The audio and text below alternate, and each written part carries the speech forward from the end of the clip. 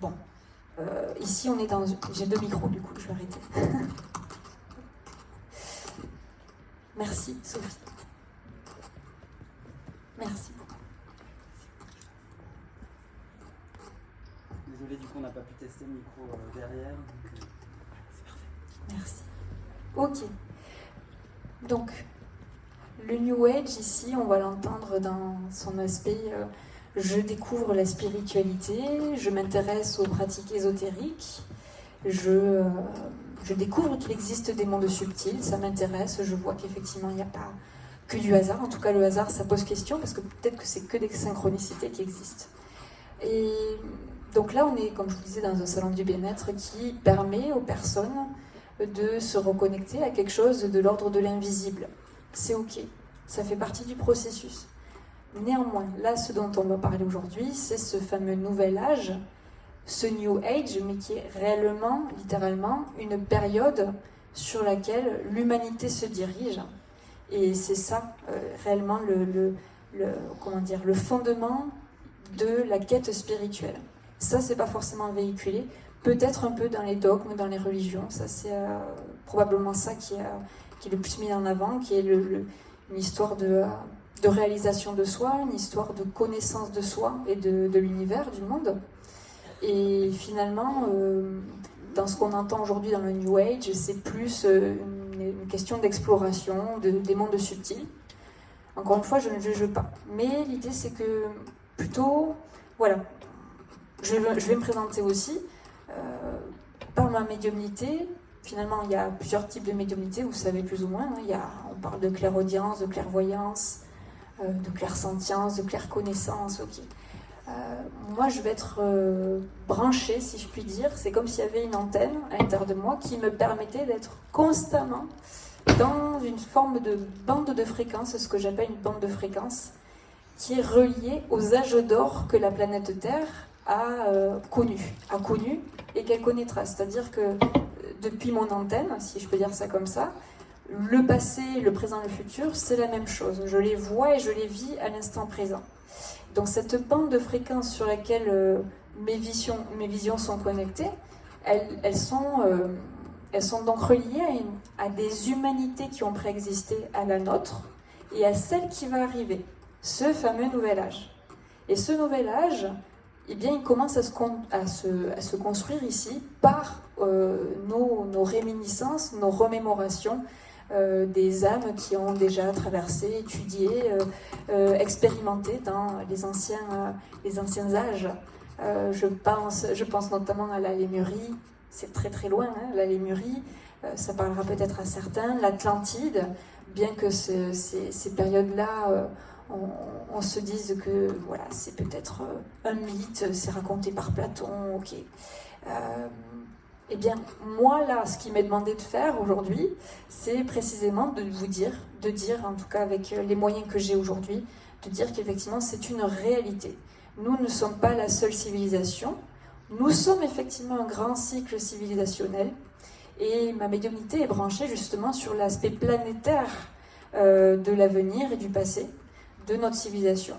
Pourquoi on doit recevoir ces informations aujourd'hui ? Tout simplement parce que probablement parmi vous, il y a des personnes qui sont en train de s'éveiller, voire peut-être ça fait des années, des dizaines d'années qu'elles sont déjà sur ce parcours d'éveil. Et c'est effectivement pas qu'une question d'éveil au monde invisible, c'est un éveil à la connaissance de soi, à la réalisation de soi. Mais fondamentalement, qu'est-ce que ça veut dire le soi ? Le soi, c'est une très très vaste question. Aujourd'hui, dans notre cycle civilisationnel actuel, qui est en fait l'héritage de la chute de l'Atlantide, peut-être que j'y reviendrai si on en parle après dans les questions, notre civilisation, c'est l'héritage même de l'Atlantide qui s'est embourbé, on va dire, enfoncé dans la densité matérielle. Ça veut dire que nous nous sommes reconnectés, nous avons créé beaucoup plus d'archaïcité, de primaire, d'état archaïque dans notre rapport à la vie. Donc on a forgé un ego, c'est-à-dire notre corps de chair et notre personnalité.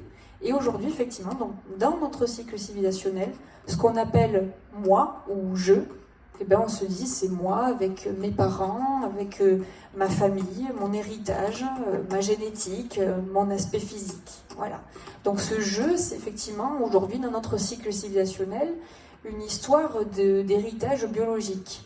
Et par-dessus, on se crée donc une personnalité, peut-être pour aussi, il y a l'aspect zodiacal, hein, on a des prédispositions, des programmations astrales, et ces programmations astrales, eh bien effectivement, organiser notre personnalité, notre unique personnalité. Donc ça, c'est l'aspect de l'ego. C'est ni bien ni mal l'ego, cependant, effectivement, en ayant choisi civilisationnellement d'expérimenter un ego, c'est-à-dire la suite de l'Atlantide, qui était une civilisation qui était quand même très connectée spirituellement, eh bien, il a fallu, voilà, dans l'ordre des choses, finalement, arriver à plus de densité pour concrètement faire descendre la matière divine, la substance divine, dans des plans encore plus densifiés de l'existence. Donc nous, aujourd'hui, finalement, on a une mission qui est extraordinaire. C'est une des plus corsées, des plus complexes, mais probablement, c'est aussi une des plus belles, je dirais, dans le sens où c'est parce que nous allons toucher vraiment la plus grande des profondeurs et la plus grande des densités de l'humain, d'où le fait qu'on croise beaucoup de chaos, on croise beaucoup d'épreuves. Hein, surtout quand on chemine spirituellement, on se rend compte qu'on a envie de soigner nos blessures, les 5 blessures de l'âme, tout ça, on connaît tout ça. Donc on est constamment en train d'être mis à l'épreuve finalement. Je pense que ça parlera plus ou moins à tout le monde cette histoire-là. Et c'est parce que nous expérimentons l'ego. L'ego, précisément, c'est l'histoire de « j'existe ici dans un espace limité ».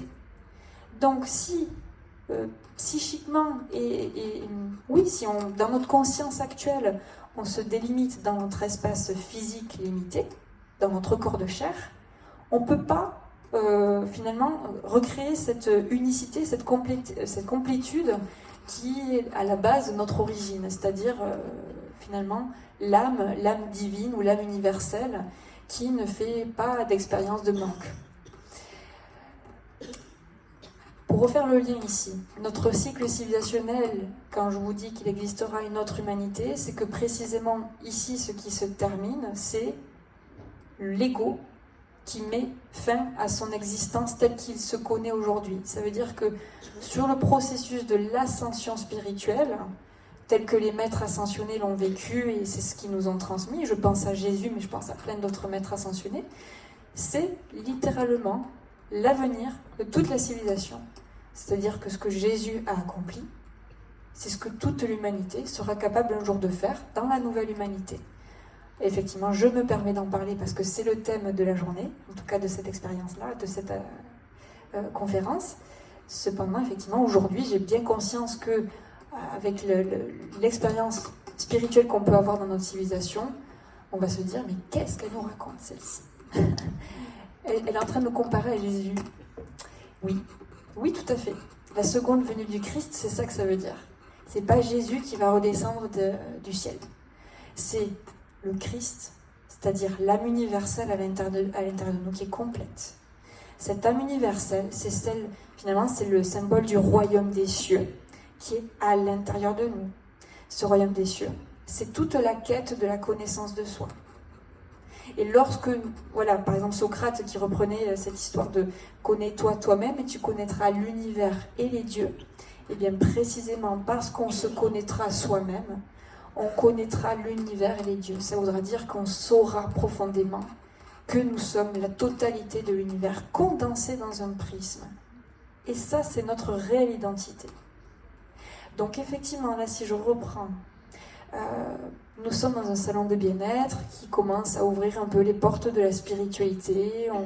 On commence à toucher du doigt qu'il existe des mondes subtils, qu'il existe des médiums qui sont très calés, qui parlent aux défunts, qui vont recevoir des messages très précis. C'est assez phénoménal, c'est assez sensationnel. On se dit effectivement, il se passe quelque chose de l'autre côté, dans ce que je ne vois pas avec mes yeux.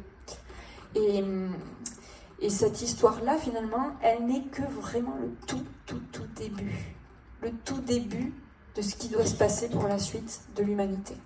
La prochaine humanité ne sera pas basée sur les capacités extrasensorielles. Les capacités extrasensorielles naîtront du fait que ce sera l'âme universelle, autrement appelé finalement le Christ, le Bouddha en soi, l'état d'illumination en soi, l'esprit absolu, cet esprit absolu qui a réussi à revenir, à fusionner avec le corps de chair, avec notre véhicule de chair. Et à ce moment-là, effectivement, nous serons dans une claire connaissance tout à fait normale. C'est ce que les maîtres ascensionnés ont démontré, chacun avec leur prisme. Je vais être très proche par exemple de Saint-Germain. Saint-Germain n'a pas démontré les mêmes choses que Jésus, bien que ce soit la même chose finalement, puisque ça reste l'esprit un. L'esprit un qui a réussi à fusionner avec le véhicule de chair qu'ils étaient venus incarner. Donc cet esprit un, par exemple, dans le corps de Saint-Germain, il est venu, il a été programmé précisément pour ensemencer dans notre civilisation actuelle la notion de la matière spiritualisée, tout simplement. Qu'effectivement, nous avons un pouvoir sur la matière, et que ce pouvoir-là, il vient précisément d'une connaissance des lois universelles que nous sommes. C'est pas vraiment que nous connaissons finalement, ce sont des lois universelles que nous sommes et que nous devons retrouver. Alors effectivement, on va les retrouver par l'expérience, par l'étude. On peut lire plein de livres de sages, on peut lire et croiser plein d'écrits religieux aussi qui vont finalement parler de la même chose avec des angles différents. Mais fondamentalement, lorsque les âmes sont prêtes, c'est-à-dire que les guides là-haut qui veillent sur nous avec amour depuis le centre et le cœur de la source, c'est-à-dire le cœur de Dieu, ce n'est pas un vieux monsieur barbu, c'est l'âme universelle, totale, complète, consciente, la conscience divine. Dans la conscience divine qui est donc un plan de fréquence du centre de l'être en chacun, et bien à cet endroit-là, il existe ces êtres qui ont déjà réalisé leur ascension.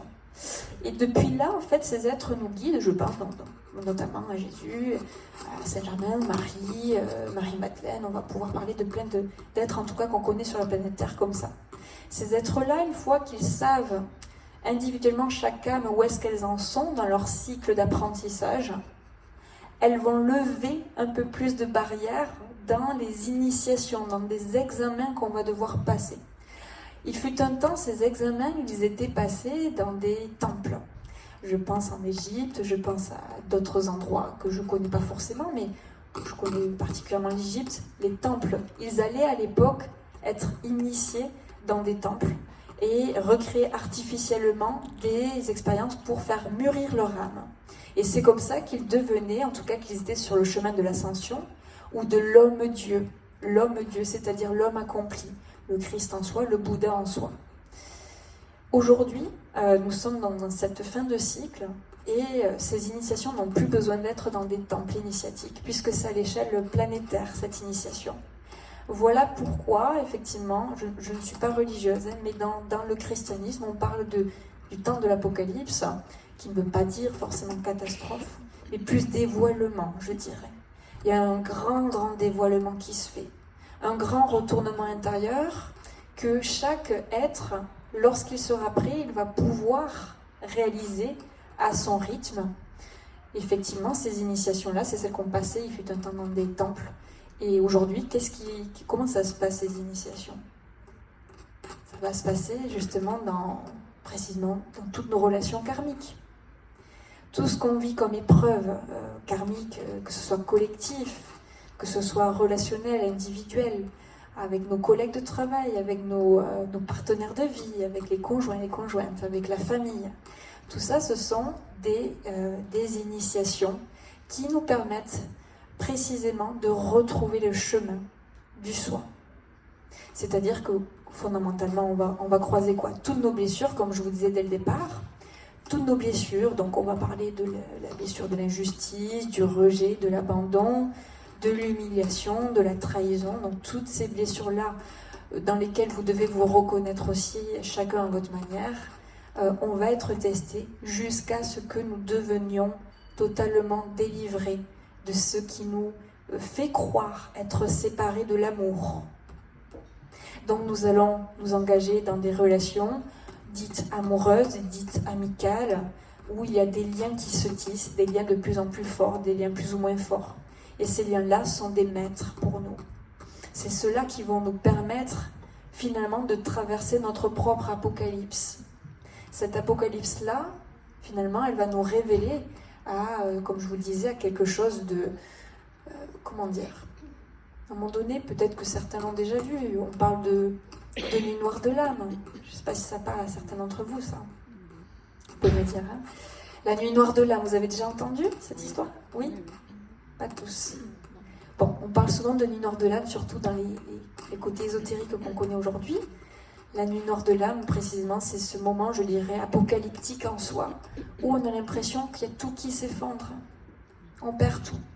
Mais je vous rassure, le jour où ça arrive, c'est le jour où les guides savent que vous êtes prêts à franchir un seuil de conscience, un seuil de maturité.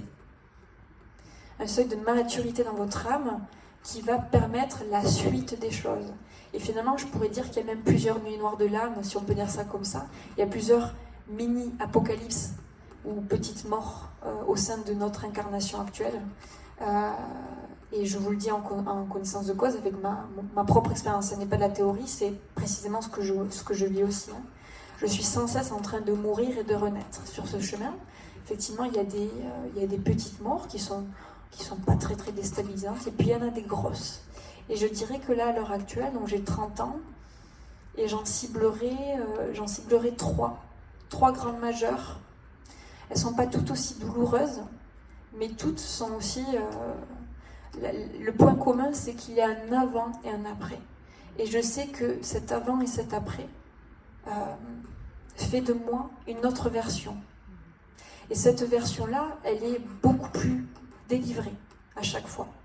C'est comme si à chaque fois, je recrée des piliers, des structures de ce que je crois être le monde, ce que je crois être la réalité universelle, ce que je crois être la vie. Et puis, passer ces seuils, il y a quelque chose qui s'effondre, il y a tous les piliers qui s'effondrent et qui me disent tout ce que tu croyais n'est pas. Parce qu'il faut sortir précisément des croyances. C'est pour ça que tous les dogmes religieux vont aussi traverser leurs initiations, leurs épreuves. On peut trouver le nectar dans chaque religion, on peut le trouver. Mais tant qu'on reste dans la croyance, on va l'expérimenter de façon mentale. Et le mental ne peut pas expérimenter ce qui se passe dans l'esprit absolu en soi. C'est un pas de plus à chaque fois vers une conscience. On devient de plus en plus présent. Et à ce moment-là, quand on est dans la présence, donc c'est relié au mot présent aussi. Quand je vous disais tout à l'heure que je suis connectée au passé comme au futur comme au présent, c'est littéralement que c'est la présence absolue en moi qui est éternelle. L'éternel est mon berger, c'est ça que ça veut dire. Ça veut dire que le présent, la présence, est tout le temps, en tout point de l'espace. Et ce présent-là, il nous donne la claire connaissance absolue. Ça, c'est la réelle capacité extrasensorielle que nous développerons tous. C'est la réelle médiumnité. Bon, si on veut rentrer dans les détails, on parle du plan causal.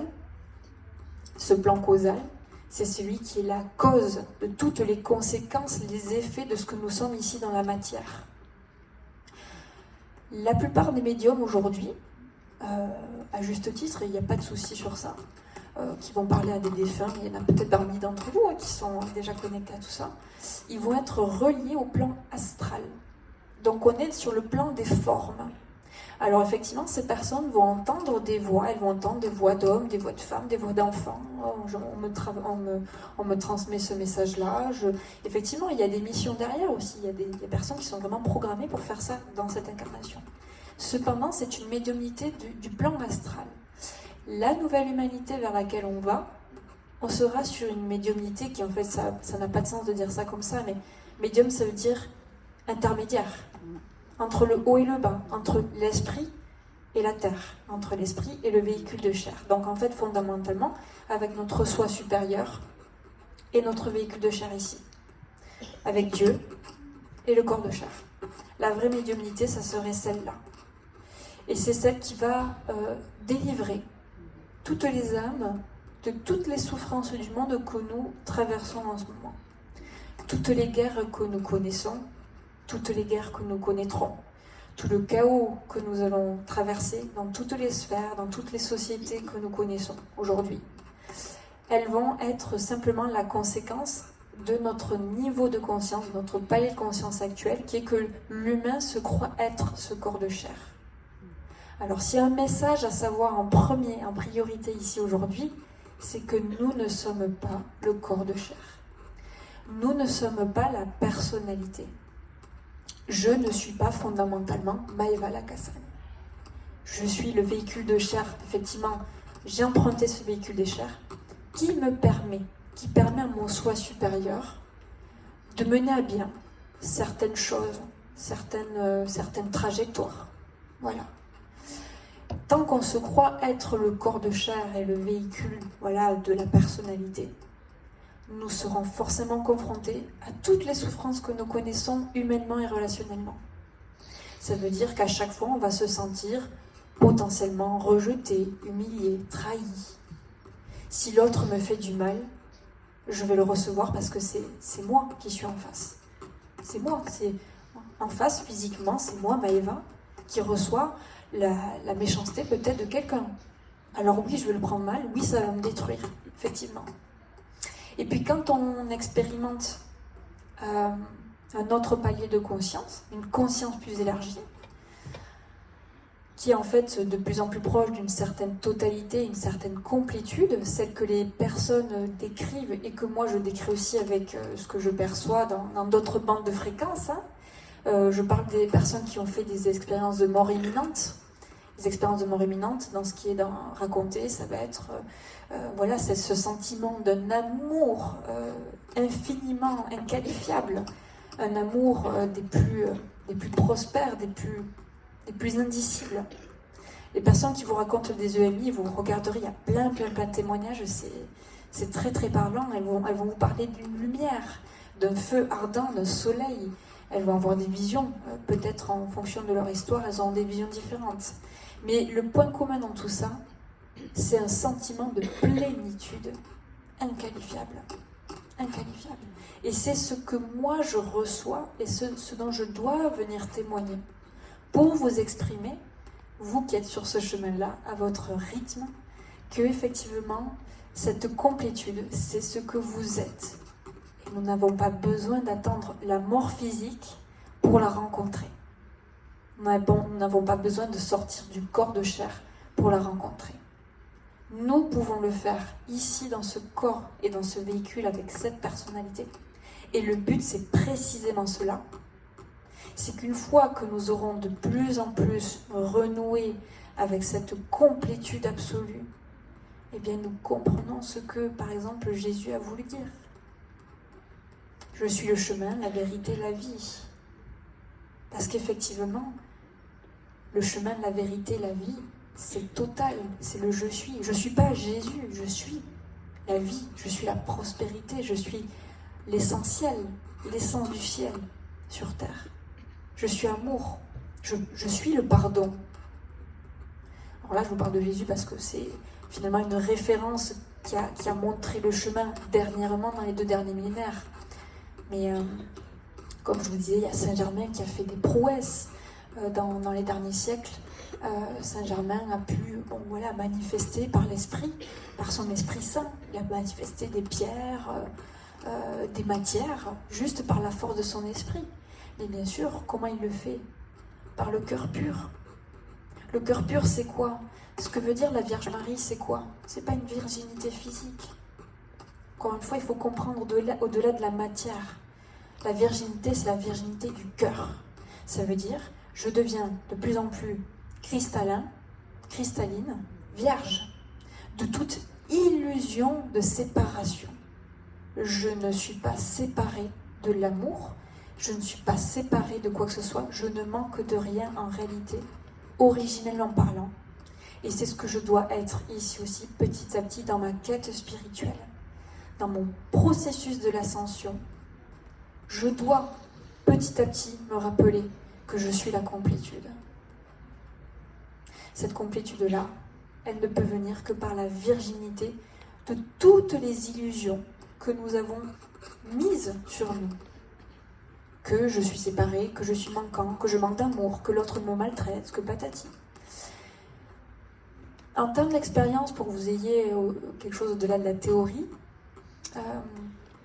quelque chose qui m'a marqué pour moi, là, qui pourra vous parler, j'ai senti qu'il fallait que je réalise comme une forme de baptême. C'est pas du tout le baptême religieux. Là, dernièrement, en décembre 2024. Ce jour-là, c'était comme un engagement à la lumière. Et dans ces jours autour de ce baptême, ce qui s'est passé, c'est que j'ai vécu une interaction, comme voilà, au quotidien, on peut vivre des interactions avec nos proches, tout ça. Et lors d'une interaction, j'ai senti une forme d'attaque, enfin, en tout cas ce que mon ego aurait pu vivre comme une attaque. Quelque chose qui va m'embêter, là, égotiquement parlant. Je me sens ensevelie, je me sens un peu déstabilisée émotionnellement, il y a quelque chose qui ne me plaît pas. Et bien après cette charge de complétude que j'avais reçue pendant cet engagement à mon âme universelle, donc c'était très très très activé dans mon aura autour de cette période-là, et bien ça a fait littéralement comme une bulle autour de moi, mais c'était pas une bulle qui était ajoutée, c'était une bulle qui provenait de mon centre, de ma présence absolue, et cette présence absolue, elle était tellement tout que je n'ai rien reçu finalement de cette attaque. Au contraire, ça a augmenté comme un feu ardent d'amour, où je n'étais absolument pas concernée par l'attaque que j'ai vécue, qui s'est présentée à moi. Mais absolument pas, vraiment. Et là, du coup, en faisant ce type d'expérience initiatique, on sait, c'est pas de la théorie. Quand on se réaligne petit à petit à cet esprit universel et complet, littéralement, on ne prend plus rien contre soi. Et à ce moment-là, on n'a plus de volonté de conflit, de guerre, on n'a plus tout ça. Ça veut dire qu'effectivement, on peut comprendre aussi ce qui va arriver dans la nouvelle humanité. C'est que chaque humain va vivre son initiation, ses initiations majeures, et petit à petit, grâce à ces initiations, sa conscience intérieure va s'élargir. Et parce qu'elle va s'élargir, il y aura de moins en moins besoin d'aller prendre les choses personnellement. Ça veut dire quoi? Ça veut dire qu'il n'y aura plus besoin d'aller dans le conflit, dans la guerre. C'est pour ça qu'on parle de nouvel âge et de l'âge d'or qui arrive dans quelques centaines d'années. Pour moi, je le vis maintenant. Quand je dis centaines d'années, c'est maintenant. Mais pour moi, c'est... Voilà. Et quand vous allez cheminer vers ça, vous allez aussi ressentir que c'est maintenant. Il y aura un appel intérieur profond. Est-ce que ça va par rapport à ce que je vous dis? Est-ce que c'est complexe pour certains? Dites-moi si jamais. N'hésitez pas. Il y aura un moment de questions-réponses si vous voulez me poser toutes vos questions. Il n'y a aucun souci. Je comprends bien que parfois ça puisse être un peu abstrait. Combien de temps il nous reste? Dites-moi. Quelle heure est-il? 11h05, on a le temps. Très bien. Est-ce que vous avez des questions déjà? Peut-être que je puisse orienter la suite par rapport à ce que je dis. Oui. Bonjour. Bonjour. Dans tout ce que vous dites, Oui. pour moi, il y a un mot qui m'interpelle, c'est la réincarnation, finalement. C'est là-dessus que je traduis votre discours, partiellement, parce que ça va beaucoup plus loin, bien entendu. Mais du coup, vous n'avez jamais prononcé ce mot, alors que vous partez du cœur et d'une expérience multiple de corps charnel. Est-ce que, pour vous, dans l'explication, la réincarnation, du coup, a lieu? Tout à fait. Ok. Oui, je ne l'ai pas nommé parce que ça me paraît évident. Oui, bon, pardon, mais on est un peu plus terre à terre. Nous tous, là, pour l'instant, je pense que pour la plupart, on démarre dans ces réflexions-là. Donc peut-être que le mot réincarnation, en tout cas, moi, me parlait parfois plus que certaines explications que vous avez données. Du coup, je préférais vous demander si ça fait partie de cette... Oui. Ok. Oh, je vais en parler. La réincarnation, alors effectivement, ça me paraît évident. Quand je dis que je me souviens de l'Atlantide, de la Lémurie et de la Nouvelle Humanité, c'est parce qu'effectivement, je suis dans plusieurs corps de chair en même temps. Donc, littéralement, ça veut dire que je me réincarne. Sur un plan spatio-temporel, effectivement, je me réincarne depuis des millénaires. Et aussi, précisément, en termes de vision, je ne vois pas que des plans sur la planète Terre. Je vois aussi des civilisations, je vois des villes futuristes qui n'ont rien à voir avec ce qui se passe sur la planète Terre.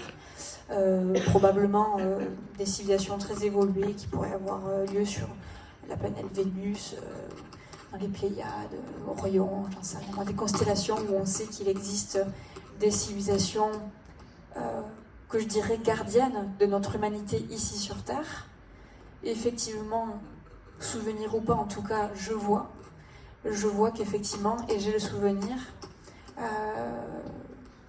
de l'harmonie que c'était et que ce sera dans des civilisations qui étaient réunifiées avec leur soi supérieur. Alors on parle aussi de la présence je suis.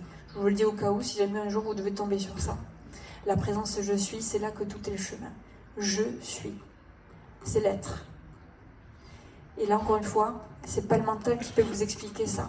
On se dit, mais je suis, oui. Tout à l'heure, je vous expliquais je suis. On se dit que le je suis, c'est je suis Maëva Lacassagne. Ok. Non, je suis, c'est pas ça. C'est une quête initiatique vers l'être. Qu'est-ce que c'est être?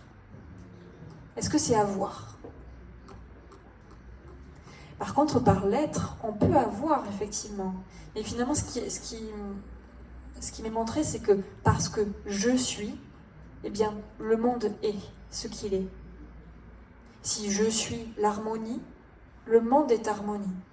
Si je suis le chaos, la division, la séparation, la guerre, le remords, les ressentiments, le monde est tout cela aussi. Alors que tant que nous nous identifions effectivement à ce que je vous disais, à nos blessures, je suis humilié, je suis trahi, je suis rejeté, je ne suis pas compris, je suis pas reconnu à ma juste valeur, eh bien, le monde est aussi cela. C'est là que nous comprenons ce que veut dire l'homme-dieu. C'est que nous sommes fondamentalement, par les lois universelles, créateurs de la réalité matérielle. La matière n'est absolument pas quelque chose de séparé de nous. La matière, c'est ce que nous sommes intrinsèquement au fond. C'est là que nous choisissons d'être ce que nous sommes. Soit on se place sur un plan causal, donc un centre d'une présence éternelle qui est harmonie parfaite, équilibre parfait, complétude parfaite, amour parfait, amour créateur. Soit on se place du côté, en tout cas sur cette surface, sur la chair, qui est forcément manquante, qui a du bien, qui a du mal, qui a du vécu. Et effectivement, nous allons être créateurs aussi de ce monde-là, où il y a du bien, il y a du mal, il y a de la douleur, il y a des blessures, il y a du chaos, il y a des peines, il y a des joies, il y a de tout ça. La nouvelle humanité, c'est ça, elle va naître des personnes qui sont en train de cheminer. Moi, quand je parle effectivement de réincarnation, pour moi, là, la réincarnation, finalement, peut-être que ce mot ne vient pas dans le sens où il y a des personnes qui vont commencer à en parler de tout ça. Et ce que je vous dirais aujourd'hui, peut-être que dans les 10 dernières années de votre vie, vous allez y repenser et vous allez faire un énorme processus de nettoyage. Et si ça se trouve, vous allez ascensionner à ce moment-là. Vous allez en tout cas franchir des gros seuils de conscience, peut-être dans les 10 dernières années de votre vie. Et donc cette conférence vous aura servi à quelque chose. Vous aurez compris, ah oui, c'est ça qu'elle voulait dire. Le processus de l'ascension, c'est se dépouiller littéralement de toutes nos croyances, que nous sommes l'ego. Et en ce sens-là, on sort, oui, de la réincarnation. Celui qui se réincarne, c'est celui qui n'a pas encore atteint la complétude. Le maître ascensionné, c'est celui qui n'a plus besoin de se réincarner. Il est maître de son incarnation. Au contraire, il est incarné.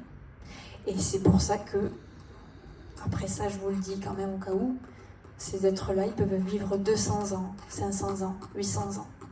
Dans d'autres époques, et d'ailleurs c'est ce qui est écrit dans la Bible, je n'invente rien, on parle de personnes qui ont vécu 800 ans.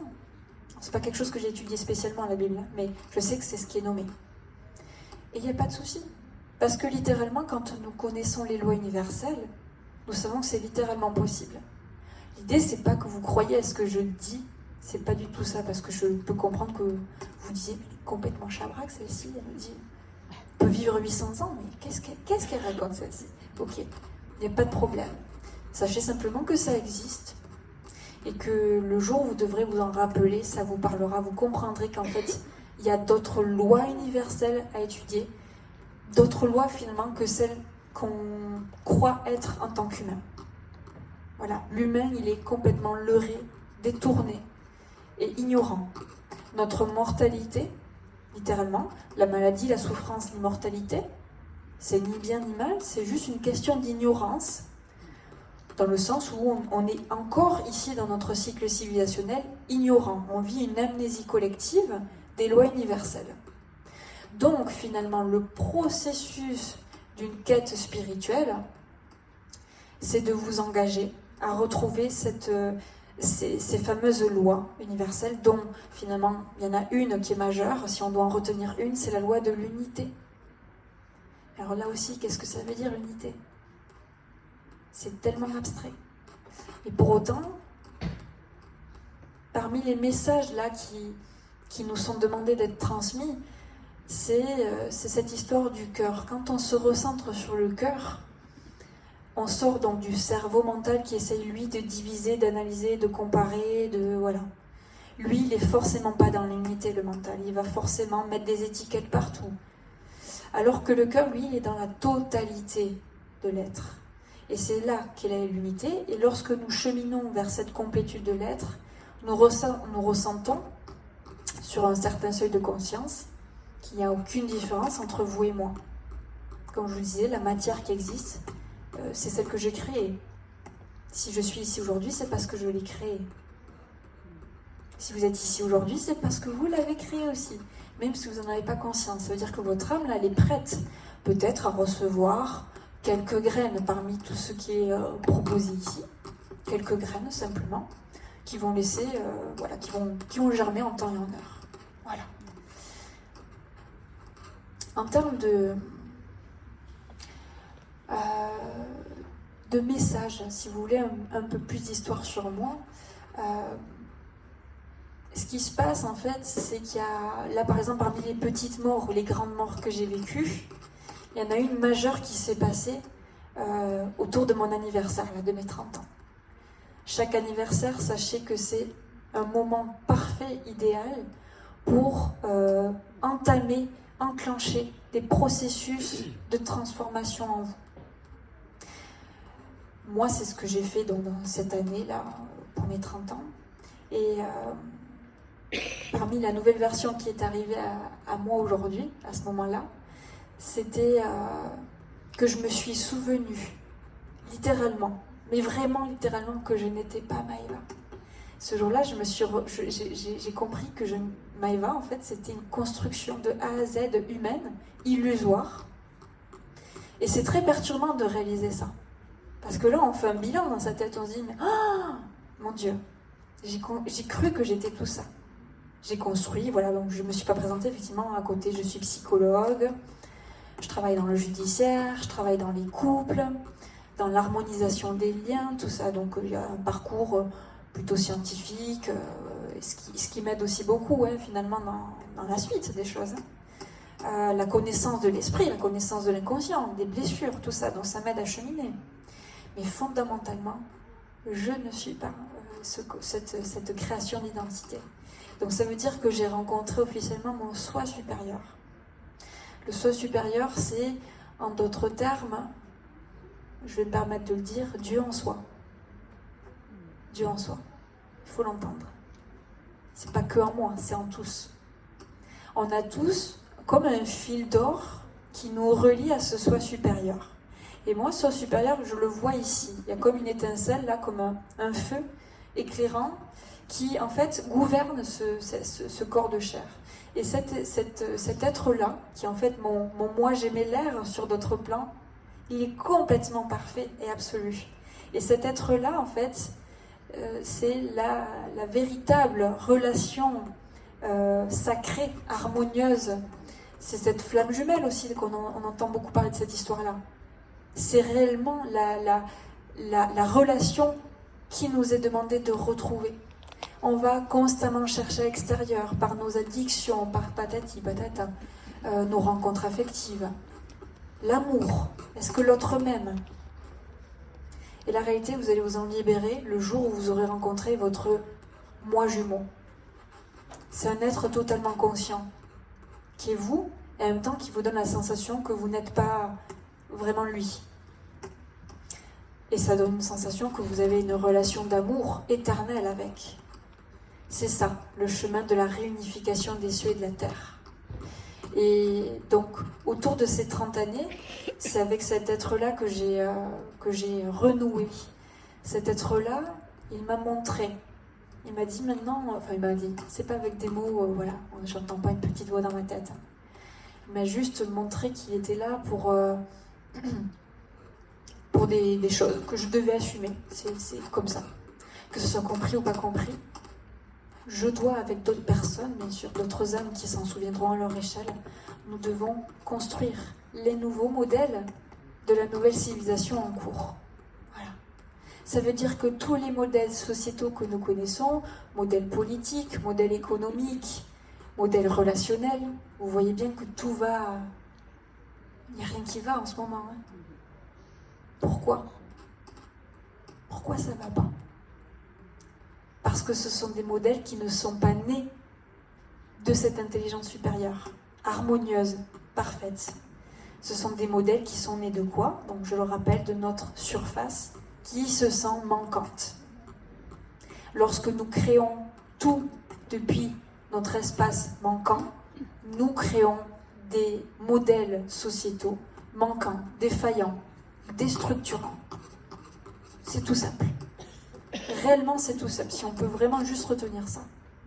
Si nous voulons que l'avenir évolue, je pense à tous nos territoires, nos pays, notre mondialité, notre économie, nos politiques, qui sont aujourd'hui vraiment en piteux état. Et bien justement, la solution ne sera jamais trouvée dans les multiples débats qui se font à la télé, partout, où tout le monde va dire « mais j'ai raison ».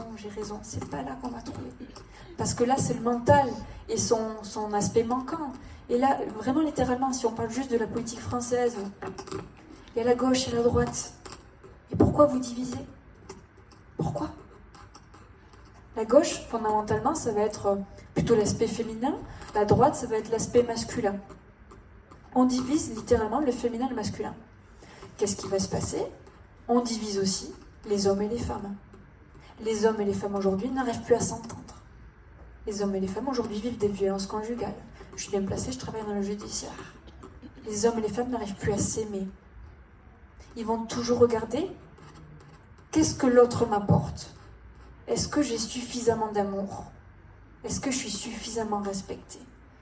Mais si on reprend ce que je viens de vous dire pendant cette heure-là, si tout le monde devait se rappeler de la complétude que nous sommes réellement, originellement, donc, et le féminin et le masculin, l'unité absolue en soi, l'équilibre absolu en soi, eh bien, nous n'avons plus à chercher l'amour, nous n'avons plus à générer,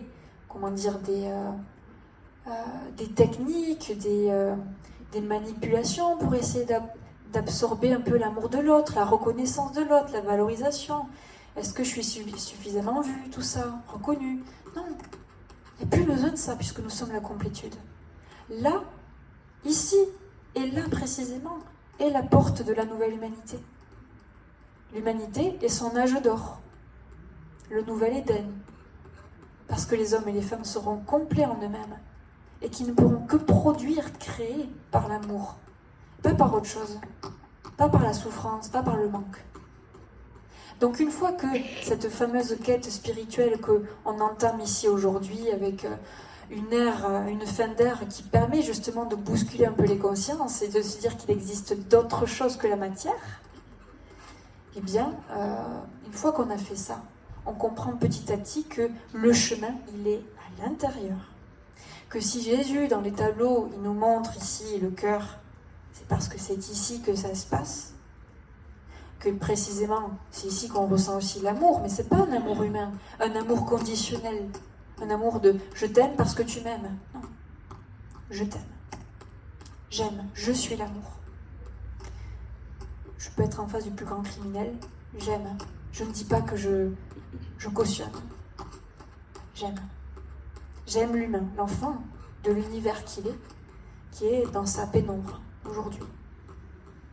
Donc si tout le monde se propose dans cet élan-là de conscience spirituelle, tout s'arrangera.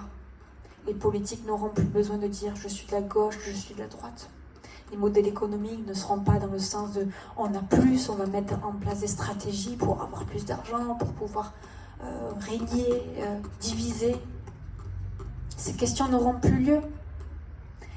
L'argent sera autre chose, il sera un moyen de partage, d'échange, d'équilibre, et puis même il va évoluer parce qu'il n'aura plus besoin de se nommer probablement argent à un certain seuil.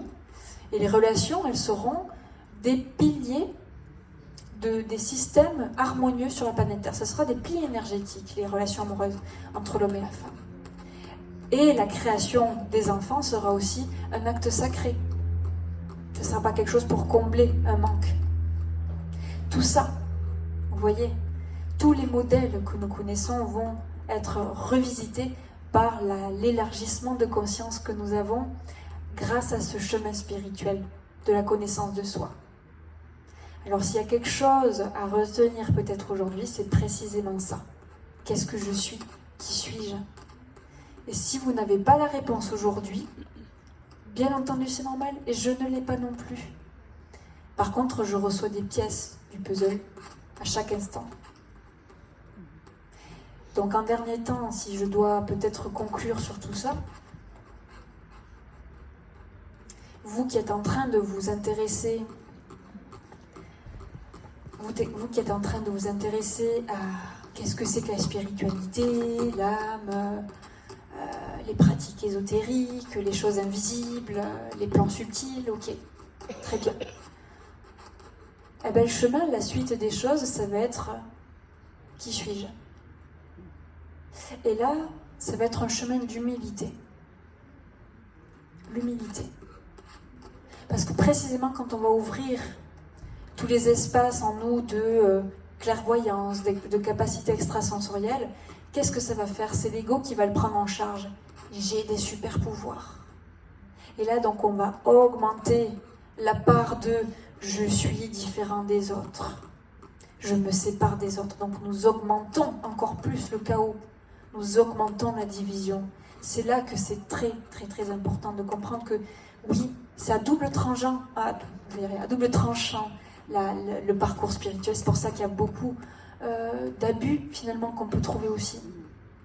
Parce que tant que nous n'avons pas intégré ou remémoré que la vraie quête spirituelle, c'est littéralement de faire un parcours de dépouillement de tout notre avoir, un parcours d'humilité et de virginité du cœur, des sentiments vis-à-vis de l'autre et du monde.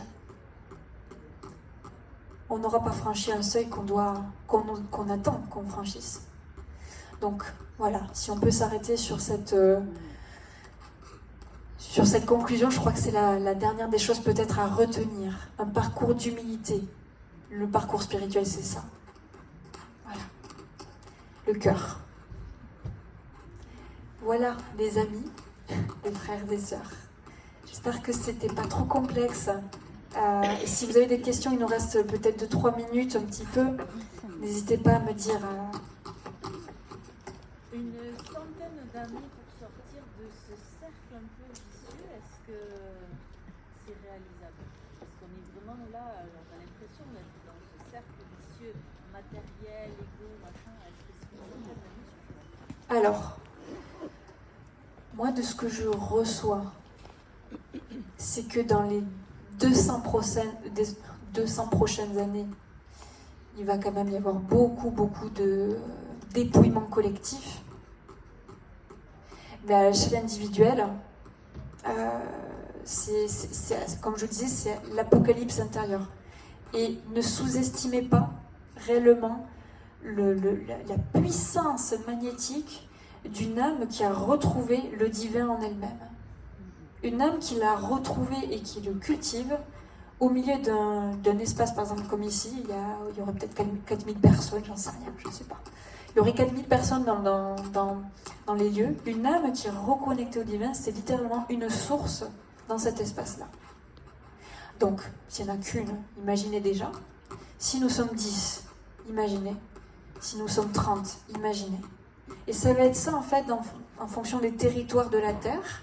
Il y a des groupes d'âmes éclairées qui vont naître. Et c'est là que vont naître les nouveaux modèles à travers elles. Voilà. Donc, ça va être décuplé. Et je vous le dis en connaissance de cause, moi aussi, avec tout ce que j'ai retrouvé à l'intérieur de moi, il y a des modifications inqualifiables. On m'aurait dit ça il y a 4 ans, c'était impossible que j'imagine retrouver ce que j'ai retrouvé aujourd'hui. Impossible. Et ce que je vois de mon avenir, ça paraît complètement fou. Et pourtant c'est vrai. La puissance qui est retrouvée, c'est la vraie puissance. Et c'est la puissance du cœur. Voilà.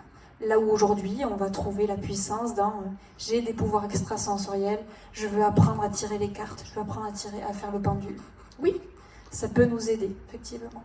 Mais c'est juste le tout début. Donc bien sûr, si nous sommes plusieurs, il va se passer des choses miraculeuses dans les... Comme un égrégore. Oui, un égrégore, une forme pensée collective qui va naître, qui va doucher en fait comme un Karcher, vraiment un Karcher qui va nettoyer, purifier l'humanité. Encore, je connais ta voix.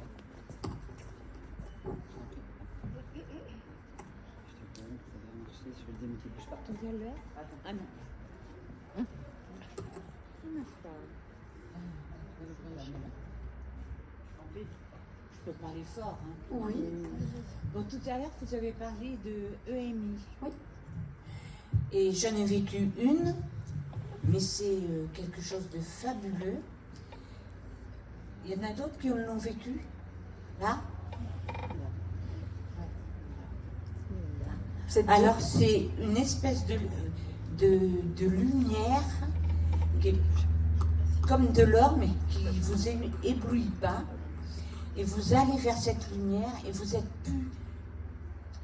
plus votre corps. Hein? Moi déjà, quand ça m'est arrivé, je me suis vue, j'étais au jardin Massé, en train de prendre un pot, un café, et j'ai fait un AVC. Et je suis sortie de mon corps et je me suis vue dans la chaise. Tous les gens autour de moi s'intéressaient même pas. J'étais vraiment... Et j'ai eu cette espèce de lumière et de chaque côté, c'était comme des voiles. Et j'étais une plume qui arrivait vers cette lumière. Et c'était, je me sentais très très légère et avec un bien-être pas possible. Mais voilà, et là je suis en train de le vivre, comme si je m'envolais. Et à un moment donné, je sais pas, c'est pas quelqu'un, je sais pas, c'est pas une voix, ça m'a parlé. C'était pas le moment. Et on m'a signifié quelque chose. Et là, je suis en train de le faire. Je le faisais un peu avant. C'était de m'occuper des personnes en situation de handicap, les enfants, en fait, tout. D'être dans l'aide. Et puis voilà. Et à un moment donné, le trou noir. Il n'y avait plus rien. Et là, les pompiers étaient en train de s'occuper de moi. Et après, voilà. Mais presque j'étais déçue d'être là. Mais non, hein, parce que je suis bien avec vous quand même. Merci. merci du fond du cœur pour votre témoignage. C'est pour ce type.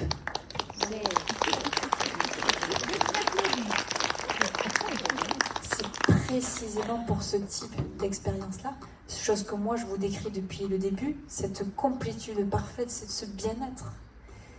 Et ce que je vous dis, donc c'est que vous ayez pu, comment vous appelez ? Claudine. C'est très bien que Claudine ait pu nous en parler, vous l'avez entendu d'une autre bouche que moi. Vous aussi, ça vous est arrivé. Oui, cette complétude, elle est là. Quand physiquement vous sortez du corps de chair, qui est en fait le corps de souffrance, c'est ce que je vous expliquais tout à l'heure. Ce corps de chair, il est souffrant, il est douloureux, il vit toutes les interactions douloureuses, tout ça, avec toutes ces blessures égotiques. Lorsque nous sortons de ça, nous nous rencontrons dans notre plénitude absolue. Voilà, c'est indescriptible, cette source, c'est ce qu'on appelle le divin, en fait, c'est pas un vieux monsieur barbu. Et donc, ce qui est important que les personnes sachent aujourd'hui dans ce chemin spirituel, c'est précisément là, cette essence que vous avez retrouvée, Claudine, eh bien, c'est elle que vous devez petit à petit cultiver ici, dans votre corps de chair. Et c'est là que le grand renversement va se produire. Vous allez vous rendre compte que vous n'êtes pas vraiment la Claudine d'ici, vous êtes cette plénitude absolue. Vous ne l'êtes plus. Voilà. Et la mort, pour moi, c'est pas la mort, c'est simplement le corps qui disparaît. Et franchement, j'ai aucune appréhension de la mort. Pour moi, c'est rien. C'est simplement mon corps qui va partir, et moi, je serai toujours là. Vous êtes éternel. Voilà. Oui. Il faudra me supporter. Très bien. Merci à tous. Merci pour votre témoignage, Claudine. Merci à tous d'avoir été là.